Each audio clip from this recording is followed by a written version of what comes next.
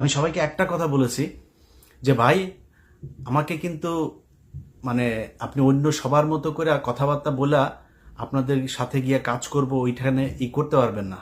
আমার কয়েকটা পয়েন্ট আছে, ওই পয়েন্ট যতদিন না হবে, যদি তারেক রহমান গিয়েও যদি আমার এইটার বিরুদ্ধে করে, আমি তারেক রহমানের বিরুদ্ধে কথা বলবো। অতএব সেটা কি, সেটা হচ্ছে বিডিআর এর জওয়ানদের সবাইকে ছাড়তে হবে। বিডিআর এটা নিয়ে হত্যাকাণ্ডের বিচার হইতে হবে। 21শে আগস্ট গ্রেনেড হামলা, এটা বিএনপির তারেক রহমান সহ সবাইকে অব্যাহতি না, ওই মামলার পুনঃ তদন্ত হইতে হবে, ওইটা নতুন মামলা হবে।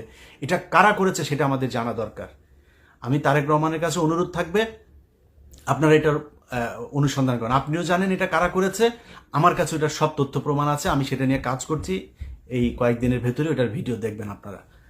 অতএব আপনি 21শে আগস্ট বিডিআর হত্যাকাণ্ড, তারপরে উদিচি, নারায়ণগঞ্জ বোমা হামলা, যেই